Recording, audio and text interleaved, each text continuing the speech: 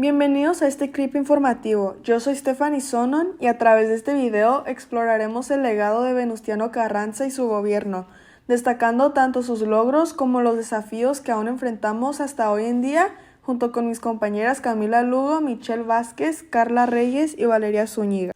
Para comprender el legado del carrancismo, ocurrió en el contexto histórico de principios del siglo XX en México. Venustiano Carranza llegó al poder después de unirse al movimiento antirreeleccionista creado por Francisco I. Madero. Durante la Decena Trágica, Carranza ofreció refuerzos militares a Madero y la posibilidad de trasladar el gobierno federal hacia Saltillo. El 26 de febrero de 1913, Carranza salió de Saltillo levantando en armas contra el gobierno de Huerta. El 1 de mayo de 1917, Venustiano Carranza además rindió protesta como presidente constitucional de México.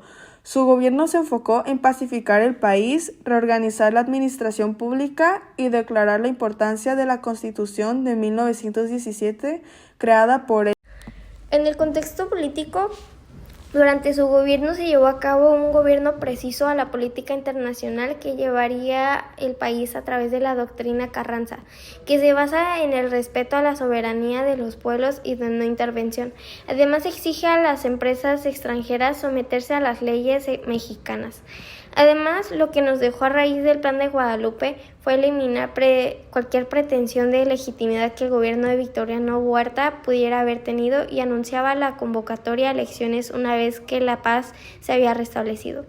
Como todo un estadista y visionario, convocó a un proyecto de reformas que dio origen a la promulgación del gobierno de la Constitución de 1917. Esta Constitución establece importantes principios políticos y sociales, incluyendo la garantía de derechos laborales, la reforma agraria y la separación de poderes. Venustiano Carranza, en el contexto social, implantó la educación militar en las escuelas oficiales.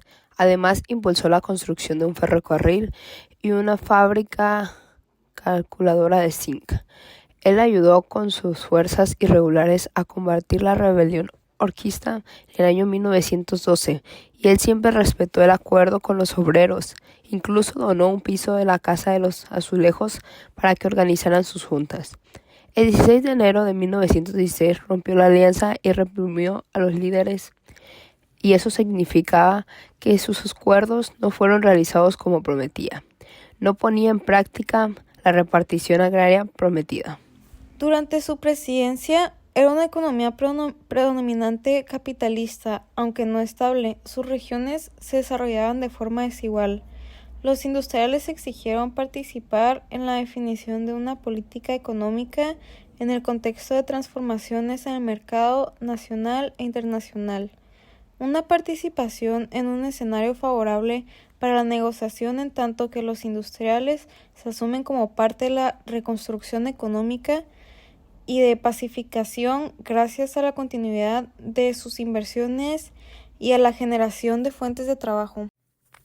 Venustiano Carranza fue un promotor de los derechos humanos. Su liderazgo fue crucial en la promulgación de la Constitución de 1917, que introdujo avances significativos en derechos laborales, sociales y políticos. Esto es algo que se ve reflejado en nuestra actualidad, ya que en este documento se observan los objetivos y principios de nuestra nación. Sin embargo, es un documento que ha cambiado durante los años, ya que la Constitución ha sufrido diferentes modificaciones que muestran el cambio constante de la sociedad mexicana.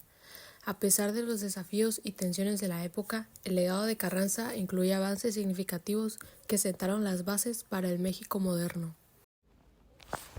En conclusión, en los aspectos negativos es lo siguiente. El gobierno de Carranza se podría decir que existía corrupción durante su presidencia, y se ve reflejado en nuestra actualidad, ya que la corrupción sigue siendo un problema significativo en México.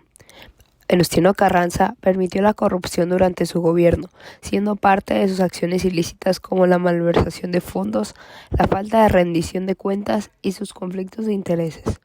Además, se reportaron casos de favoritismo hacia amigos y familiares en la distribución de cargos públicos y recursos estatales. Y por último, otro caso negativo podría ser la violencia e inseguridad dentro del país.